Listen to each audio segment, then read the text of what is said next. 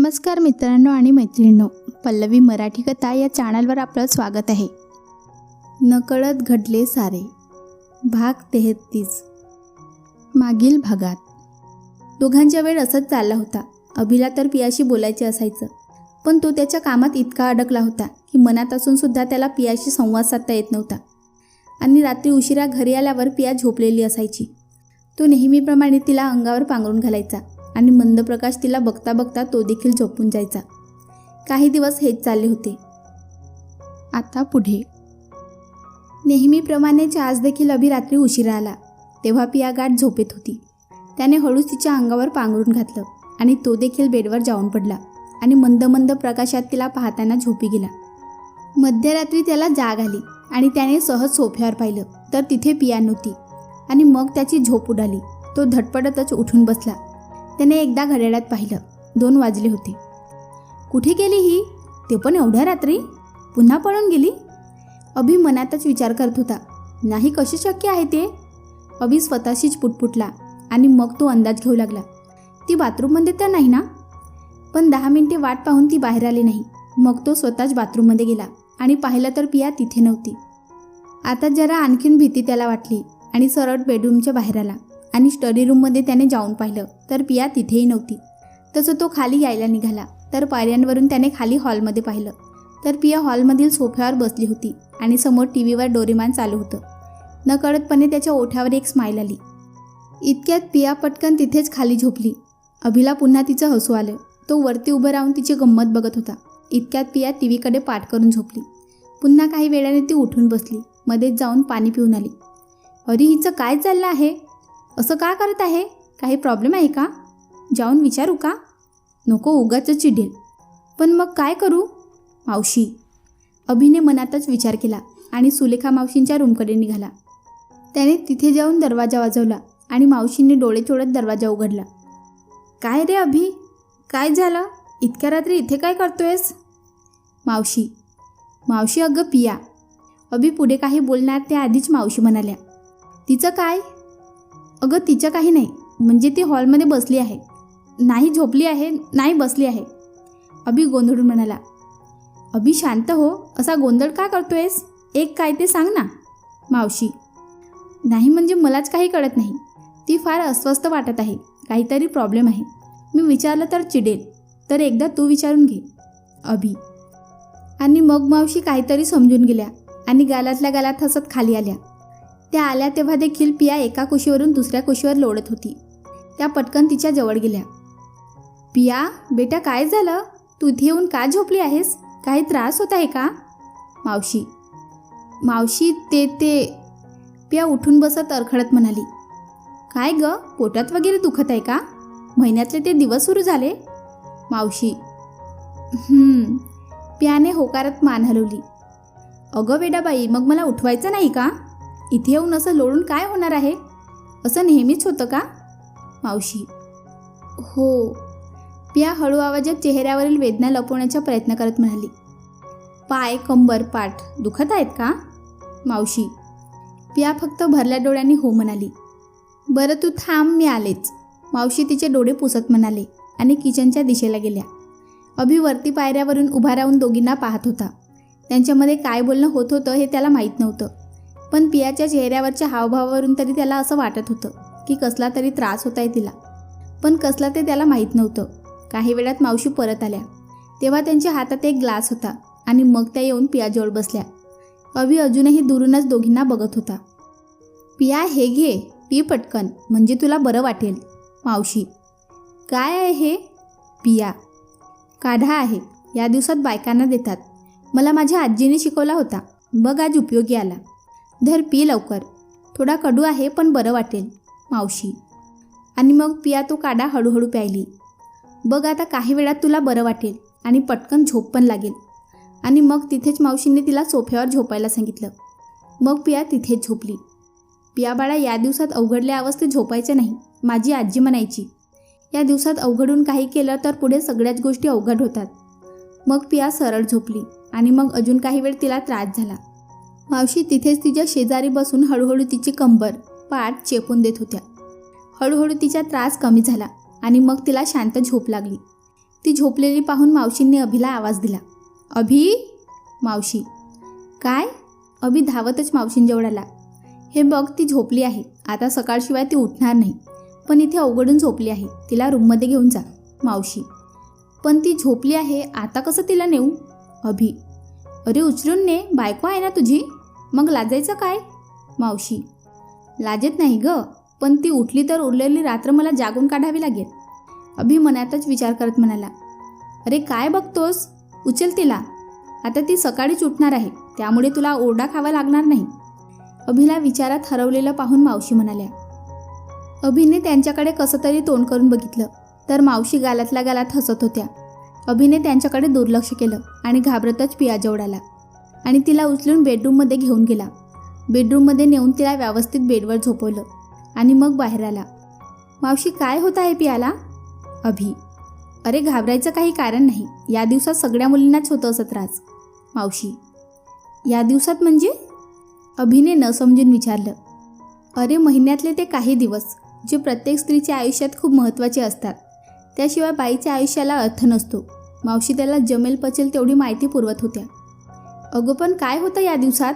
अभिने पुन्हा प्रश्न विचारला. हे बघ, आता मला काही विचारू नकोस. तू एक काम कर, ते तुमचं काय गुगल बिगल असतं ना, त्याला विचार. मावशी. आणि मावशी झोपायला निघून गेल्या. मग अभि देखील आज सोफ्यावर येऊन बसला आणि मग लॅपटॉप घेऊन त्याने सगळी माहिती गोळा केली. बरीच माहिती मिळाली त्याला. यातल्या बऱ्याच गोष्टी आज त्याला पहिल्यांदा माहीत झाल्या होत्या. घरात कोणी जवळचा बाईमाणूस नसल्यामुळे बायकाच्या आयुष्यातील हा कप्पा कधी त्याच्याकडे उघडला गेलाच नाही. नंतर त्याने लॅपटॉप बंद केला आणि पुन्हा पियाजवळ आला तर ती शांत झोपली होती. त्याने तिच्या अंगावरचे पांघरून व्यवस्थित केलं. प्रेमाने तिच्या डोक्यावरून हात फिरवला. हळूच थोडी हिंमत करून तिच्या आणखीन जवळ आला आणि तिच्या कपाळावर आपले ओठ टेकवले आणि पुन्हा सोफ्यावर जाऊन बसला. आज त्याला झोप येत नव्हती. आज जे काही समजलं याचा तर तो विचार करत होता. सारखं सारखं त्याचं लक्ष पियावर जात होतं आणि आज तिलाही हा त्रास होत होता जो प्रत्येक स्त्रीला होतो. मान्य आहे, ही वेळ प्रत्येक स्त्रीला गरजेची आहे, पण त्याबरोबर हा त्रास का, अशी एक ना अनेक प्रश्न त्याला पडत होते. आणि आज पियाला होणारा त्रास त्याला सहन होत नव्हता, कारण एकमेव पिया होती जी स्त्री त्याच्या आयुष्यात आली होती आणि म्हणूनच तो या जगातील स्त्रियाबद्दल जाणू शकला होता. सकाळी पियाला जाग आली तशी ती उठून बसली आणि मग तिने मस्त आळस दिला. आज तिला खूप फ्रेश वाटत होतं. नेहमीप्रमाणे पोटात दुखत नव्हतं. पाय, पाठ, कंबर दुखत नव्हती. शेवटी काय, मावशींच्या काढ्याची कमाल. ती मस्त आळस देत इकडे तिकडे पाहत होती. इतक्यात तिचं लक्ष अभिवर गेलं तर तो बिचारा सोफ्यावरच बसल्या बसल्या झोपला होता. हे इथे का झोपले आहेत? रात्रभर इथेच झोपले का? त्यांना तर सवय नाही असं झोपायची. मग का झोपले? विचारे. एक मिनिट, पण मी तर खाली सोफ्यावर झोपली होती. मग इथे कशी? यांनी आणलं का? मला यांनी इथे उचलून आणलं का? आणि मला कसं समजलं नाही? पिया मनातच विचार करत होती. उठली का तू? ती विचारात गुंतली असताना मावशी आत आल्या आणि म्हणाल्या. हो, आत्ताच. पिया. आणि हा असा सोफ्यावरच झोपला? मावशी अभिकडे बघून म्हणाल्या. त्यांच्या आवाजाने अभिसुद्धा उठला. तसं पियाने अभिकडे आणि मावशींकडे पाहिलं. तू केव्हा आलीस मावशी? अभि. आताच आले. बरं, आता आवरून घ्या दोघांनी. मावशी दोघांकडे बघून म्हणाल्या. तसं पिया उठली आणि आवरायला गेली. अभि, काही त्रास नाही ना झाला तिला? पिया गेल्यावर मावशीने अभिला विचारलं. नाही, शांत झोपली होती. पण मावशी, तिला आता पुन्हा त्रास होणार का?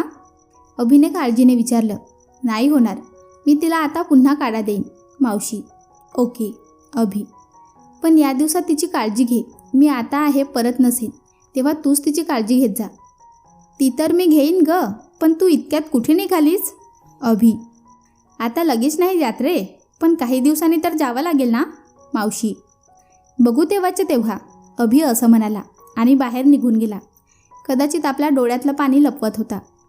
एवढा मोठा डॉन झाला, पण अजूनही माझ्यापुढे तोच हळवा अभि असतो. मावशी मनातल्या मनात म्हणाल्या. तेवढ्यात पिया आली. झाला आवरून? मावशी. नाही, आवरायचं आहे. कपडे नेलेच नव्हते. पिया. अगं मग मला मागायचं ना, मी दिले असते. मावशी डोळ्यातलं पाणी लपवत म्हणाल्या. मावशी, तुम्ही रडत आहात का? पिया. नाही ग मावशी. नाही, तुम्ही खोटं बोलत आहात. तुम्ही रडत आहात ना? काय झालं मला सांगा ना? पिया. तसं मावशींनी तिचा हात धरला आणि तिला बेडवर बसवलं आणि त्या देखील तिच्या बाजूला बसल्या. पिया बाळा, मी काही मागितलं तर देशील मला? मावशी: मला जमेल ते नक्की देईन मावशी. पिया: मला जे हवं आहे ते फक्त तूच देऊ शकशील. मावशी: म्हणजे? पिया: मला वचन दे पिया बाळा, तू कधीही माझ्या अभिला एकटं सोडणार नाहीस. खूप लहान वयात त्याच्या आईबाबांचं छत्र हरपलं, तेव्हापासून माझा अभि एकटाच लढतो या जगाशी. त्याने कधी कुणाकडे कसलीच अपेक्षा केली नाही, अगदी माझ्याकडून सुद्धा नाही. आणि मग तू त्याच्या आयुष्यात आलीस. तुझ्यावर खूप प्रेम आहे त्याचं, पण तुझ्याकडूनही कसलीच अपेक्षा नाही त्याची. पण तू जर त्याला सोडून गेलीस ना तर कोलमडून जाईल ग. तसं तो जे तुझ्या बाबतीत वागला ते चुकीचं आहे, पण तू जरा त्याची बाजू समजून घे. खूप हळवा आहे ग माझा अभि. मावशी भरल्या डोळ्याने तिला सगळं सांगत होत्या आणि पिया स्तब्ध होऊन ऐकत होती. मी काय बोलत बसले? मावशी डोळ्यातलं पाणी पुसत म्हणाल्या, जा तू आवरून घे, मी तुझ्यासाठी नाश्त्याचं बघते. आणि मग मावशी खाली निघून गेल्या आणि पिया तिच्या आवरायला निघून गेली. त्या निघाला तसं त्यांना अभि भेटला. झालं पियाचं आवरून? अभि: नाही, पण होईल काही वेळात. मावशी: मावशी अगं, अप्पूचा फोन आला होता. निशाच्या आईवडिलांनी आम्हाला भेटायला बोलवलं आहे, तर आज जातो पियाला घेऊन.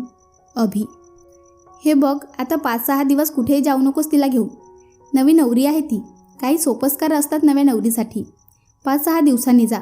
मावशी: मावशी काय म्हणाल्या ते अभिला काही कळलं नाही, पण त्याने नंदीबैलासारखी होकारात मान हलवली.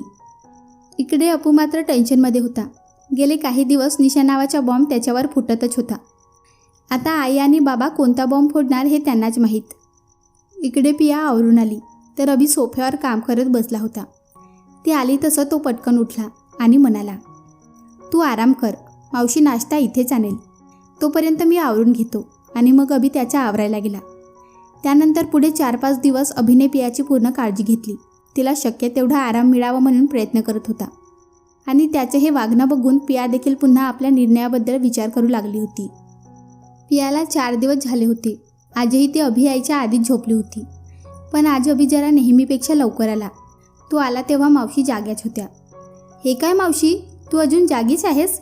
अभि: अरे तुझ्याशी बोलायचं होतं, पण तुझी इतकी धावपळ असते की मला तुझ्याशी बोलायलाच मिळत नाही. मावशी: असं काय बोलायचं आहे? अभि: सांगते, त्याआधी तू फ्रेश होऊन ये, तोपर्यंत मी जेवण गरम करते. मावशी: ठीक आहे, अभि म्हणाला आणि फ्रेश होण्यासाठी गेला. काही वेळाने अभि फ्रेश होऊन आला तसं मावशींनी त्याच्यासाठी ताट वाढलं आणि तो जेवायला बसला. मावशी देखील त्याच्या बाजूला बसल्या. बोल आता, काय बोलायचं आहे? अभि जेवता जेवता म्हणाला, हे बघ, आता पियाला 4 दिवस झाले आहे आणि या घरात पहिल्यांदाच तिच्यावर ही वेळ आली आहे. आणि नव्या नवरीवर ही वेळ आली की काही परंपरा असतात त्या पार पाडाव्या लागतात. म्हणजे? अभिने न समजून विचारलं. अरे आता 6व्या दिवशी सगळ्यांनी तिची आरती करायची, तिला गोडधोड खाऊ घालायचं आणि तिला छान छान भेटवस्तू द्यायच्या असतात, खास करून सासूकडून. आता ताई असते तर तिने हे सगळं खूप आनंदाने केलं असतं. मावशीचा आवाज बोलता बोलता जड झाला. मावशी अगं, कोण म्हणतं ती नाही आहे? ती सदैव माझ्यासोबत आहे. आणि राहिला प्रश्न या सगळ्या परंपरांचा, तर त्या पार पडायला तू आहेस ना. अभि: तसं मावशींनी ओल्या झालेल्या डोळ्यांच्या कडा पुसल्या आणि कसनूस हसल्या आणि हळूच अभिच्या गालावर एक चापट मारली आणि म्हणाल्या, लबाड कुठला, कुणाला कसं म्हणवायचे हे तर बरोबर माहीत आहे, फक्त पियाच्या बाबतीत मागे पडला आहे बिचारा. मावशी हसत हसत म्हणाल्या आणि मग अभिच्या चेहऱ्याचा रंगच उडाला. बिचारा अभि. बरं जाऊ दे ते सगळं, आता तू काय म्हणालीस यात मी काय करू ते सांग. स्वतःला सांभाळून घेत अभि म्हणाला, अरे तिला भेटवस्तू द्यायची आहेत, मग तिला जे काही द्यायचं आहे ते दे ना. मावशी: पण काय देऊ? अभिने पुन्हा प्रश्न विचारला. मग मात्र मावशी वैतागली आणि म्हणाल्या, अरे ते आता मी कसं सांगू, आता ती तुझी बायको आहे, तुला काय द्यायचं आहे ते दे ना. आणि मावशी इतर कामात व्यस्त झाल्या. आता अभि विचारात पडला की पियाला काय द्यायचं आहे ते. दुसऱ्या दिवशी अभि नेहमीपेक्षा लवकरच ऑफिसला गेला. पिया आजही तो गेल्यानंतर उठली. आज तिने पूर्ण दिवस विचार करण्यात घालवला. अभिच्या आईबाबांना काय झालं, अभि डॉन का झाला, त्याची आणि अपूची मैत्री कशी, निशा त्यांच्या आयुष्यात कशी, हे 5 रत्न कसे आले त्याच्या आयुष्यात, अशी एक ना अनेक प्रश्न तिला पडले होते. पण त्याचबरोबर अभि तिच्याशी जे वागला ते पण चुकीचं वाटत होतं. रात्री अभि घरी आला तेव्हा मावशी जाग्याच होत्या. हे काय, आज पण तू जागी? अभि, काय आणलं आहेस पियासाठी? तेच पाहण्यासाठी जागी राहिले. मावशी गालातल्या गालात हसत म्हणाल्या. काय मावशी तू पण? अभि, अरे काही आणलं आहेस की नाही? मावशी, हो तेवढ्यात अभिचा ड्रायव्हर आत आला आणि त्याने आत येताच विचारलं, साहेब हे कुठे ठेवू? आणि मग मावशीने त्याच्याकडे पाहिलं आणि पाहतच राहिल्या. ड्रायव्हरच्या हातात 3 ते 4 बॉक्स, 4-5 पेपर बॅग होत्या. त्याच्यानंतर अभिचे गार्ड आत आले. त्यांच्याही हातात बॅग आणि बॉक्स होते. अभिने एका खोलीकडे इशारा केला आणि मग ते सगळे त्या खोलीकडे गेले. मावशी मात्र आश्चर्यचकित होऊन कधी अभिकडे तर कधी त्या लोकांकडे पाहत होत्या. काही वेळाने त्या वस्तू ठेवून सगळे बाहेर निघून गेले. काय रे अभि, हे काय? मावशीने ते सगळे गेल्यावर अभिला विचारलं. अगं उद्या पियाला द्यायचं आहे ना? अभि, अरे मग एवढे गिफ्ट? मावशी, अगं काय आणू समजत नव्हतं म्हणून मग जे काही दिसलं ते सगळं आणलं. अभि, मज्जा आहे बाबा एका माणसाची. मावशी, काय मावशी, आता तू सुद्धा माझी मस्करी करतेस? पण मावशी आवडेल ना तिला हे सगळं? आवडेल रे सगळं, आणि नाही आवडलं तिला तरी तुझ्या भावना नक्की समजतील. तशी खूप प्रेमळ, मनमिळाऊ आणि समजूतदार मुलगी आहे ती. पण मधल्या काळात जे काही घडलं आहे त्यामुळे थोडी दुखावली आहे. पण काही हरकत नाही, हळूहळू तिला नक्की तुझी बाजू पटेल आणि तिला जेव्हा सगळं समजेल तेव्हा पुन्हा एकदा ती नव्याने तुझ्या प्रेमात पडेल. मावशी मंत्रमुग्ध होऊन बोलत होत्या आणि अभि लहान मुलासारखं ऐकत होता. अरे मी बोलत काय बसली आहे, आवरून घे, मी जेवणाचं बघते. मावशी, नाही नको मावशी, मी बाहेरूनच जेवून आलो आहे, तू जाऊन झोप, मी पण झोपतो.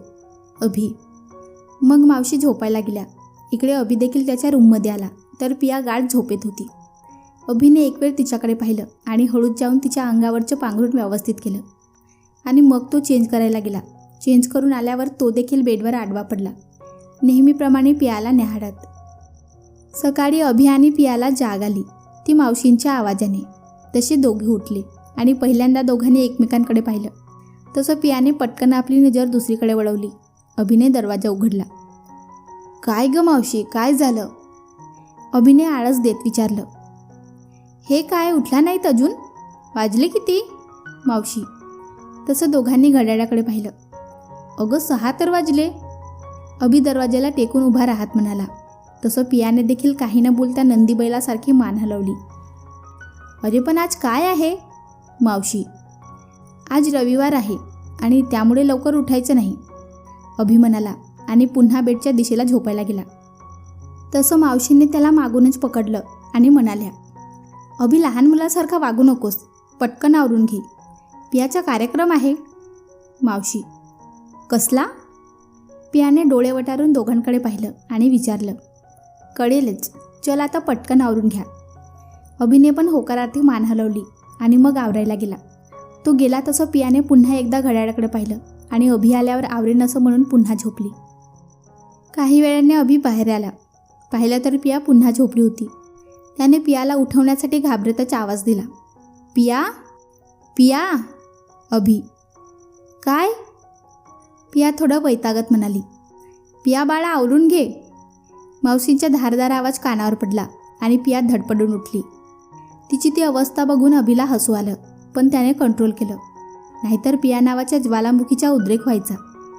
पिया धडपडत बाथरूममध्ये गेली आणि आवरायला घेतलं. ती गेली तसं अभिने एकदा बाथरूमच्या दिशेला पाहिलं आणि मग काहीतरी त्याच्या लक्षात आलं. तसं त्याने कपाळावर हात मारून घेतला आणि मग पियाचं कपाट उघडलं. त्यातून एक छानशी साडी काढली आणि बेडवर ठेवली आणि बाथरूम जवळ गेला आणि बाहेरून पियाला आवाज दिला. पिया, पिया. पियाने हळूच कानोसा घेतला. काय? तुझ्यासाठी कपडे काढून ठेवले आहेत आणि मी बाहेरून दरवाजा लावून घेतो, तू आरामात आवर. आणि असं म्हणून अभि बाहेर निघून गेला. मग पियाच्या लक्षात आलं, घाईगडबडीत ती कपडे आणायलाच विसरली आहे.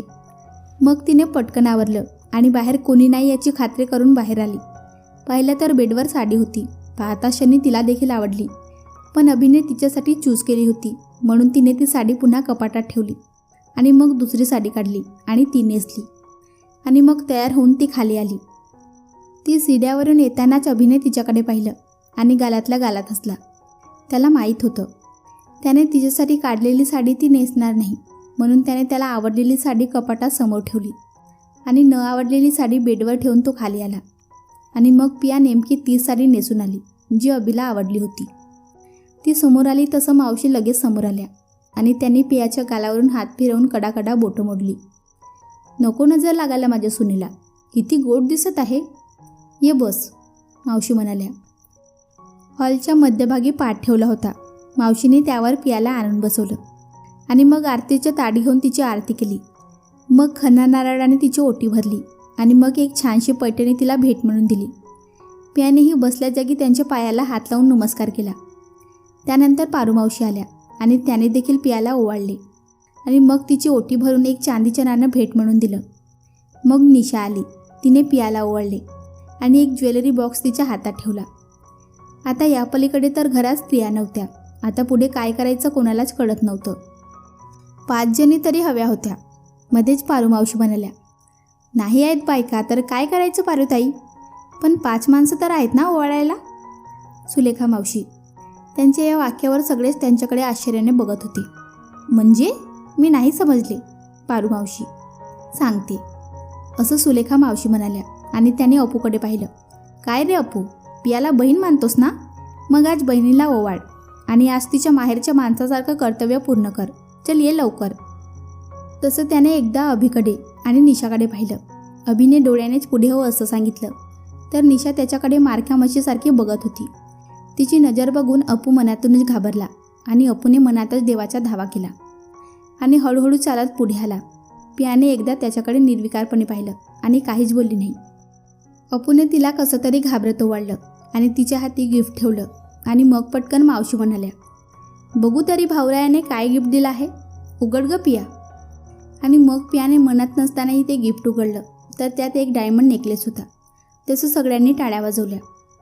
मग मावशीने अभिकडे पाहिलं. अभि चल आता तू ओवाळ. अभिने एकदा पियाकडे पाहिलं तर ती शांतपणे खाली बघत बसली होती. अभिला समजलं की ती रागात आहे, पण सगळ्यांसमोर ती काही करू शकत नव्हती. मग अभि तिच्या समोर आला आणि तिला ओवाळू लागला. नेमका तो उलट ओवाळत होता. अरे अभि सरळ ओवाळ. सुलेखा मावशी. कसं? अभिने ओवाळणं थांबून विचारलं. अरे मगाशी ओवाळत होतास ना, त्याच्या उलट ओवाळ. अभिला काही कळत नव्हतं. आता मात्र पियाला खूप राग आला होता.